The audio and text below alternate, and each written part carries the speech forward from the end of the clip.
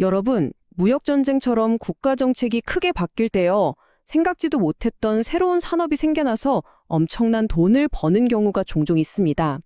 오늘은 바로 이 관세라는 장벽이 어떻게 일부 금융 자본가들에게는 황금알을 낳는 거위가 됐는지 그 속사정을 한번 자세히 들여다볼까 합니다. 무려 800%? 이게 뭘까요? 네, 설립된 지 고작 4년 된 한 금융 스타트업이 작년 한 해에만 이뤄낸 성장률입니다. 아니, 대체 무슨 일이 있었길래 이렇게 말도 안 되는 거의 폭발적인 성장이 가능했던 걸까요? 이 이야기의 중심에는요, 슬로프라는 이름의 스타트업이 있습니다. 근데 이 회사를 뒷받침하는 이름들이 어마어마해요. 미국 최대 은행인 JP모건 체이스, 그리고 챗 GPT로 유명한 오픈 AI의 CEO 샘 올트먼 같은 거물급 투자자들이 바로 그들이죠. 이 똑똑한 투자자들이 대체 어디서 사업 기회를 본 거냐면요. 바로 관세 전쟁 그 자체였습니다. 자, 그럼 문제의 발단이 뭐였냐면요. 갑자기 높은 관세가 쾅 하고 부과되니까 수만 개나 되는 미국의 중소기업들이 순식간에 심각한 현금 부족 사태에 빠져버린 거예요. 생각해보세요.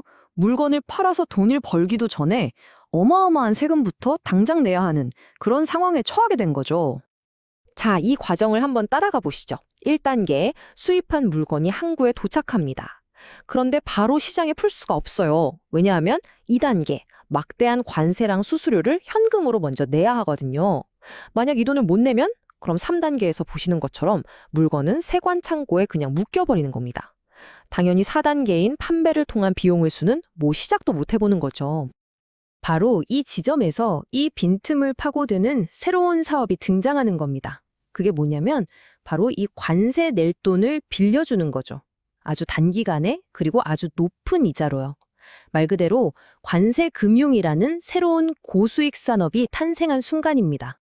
이 산업이 돌아가는 방식은요, 아주 간단하면서도 강력해요.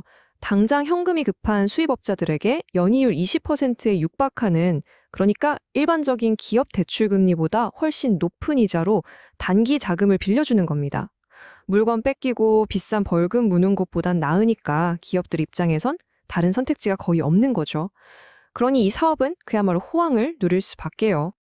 이런 중소기업들의 처지를요, 우리 속담으로 정말 기가 막히게 표현할 수 있겠더라고요.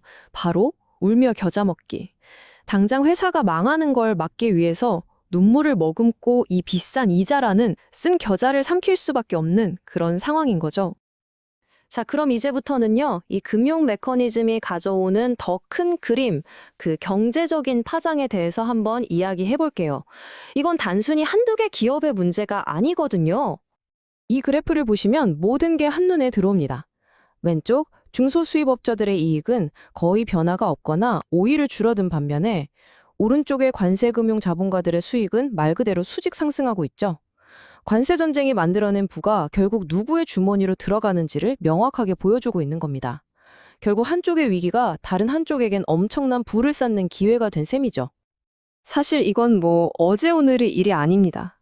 소스 자료에 따르면 지난 30년 넘게 기술이 발전하고 정책이 바뀔 때마다 그 혜택이 소수의 자본가에게 집중되는 거대한 흐름이 계속 있어 왔다는 거예요. 이번 관세 전쟁은 그 흐름을 더 빠르게 만드는 하나의 기폭제가 되었을 뿐이고요. 그렇다면 이 모든 게 결국 우리 지갑에는 어떤 영향을 미치는 걸까요? 그리고 앞으로의 미래를 뒤흔들 더 큰 변수는 또 뭐가 있을까요? 핵심은 이겁니다. 기업들이 떠안게 된 이 모든 추가 비용들, 그러니까 관세, 높은 대출 이자까지. 이게 결국엔 어디로 갈까요? 맞습니다. 바로 우리가 사는 물건 가격에 고스란히 얹히는 거죠. 우리가 매일 마시는 커피, 입는 옷, 쓰는 스마트폰 가격이 오르는 직접적인 원인이 될 수 있다는 겁니다. 이런 현상이 바로 경제학에서 최악의 시나리오라고 부르는 스태그플레이션으로 이어질 수 있는 겁니다. 경기는 꽁꽁 얼어붙어서 월급은 안 오르는데 물가만 계속 오르는 상황. 정말 생각만 해도 끔찍하죠? 이게 바로 우리 모두에게 돌아오는 사회적 비용인 셈입니다. 자, 여기서 마지막으로 생각해볼 아주 중요한 질문을 하나 던집니다. 요즘 가장 뜨거운 기술, 인공지능, 바로 AI입니다. 과연 AI는 이 견고하게 굳어진 부의 집중이라는 악순환의 고리를 끊어준 해결사가 될까요? 아니면 오히려 이 부에 쏠림 현상을 더 빠르고 더 강력하게 만드는 또 다른 도구가 될까요?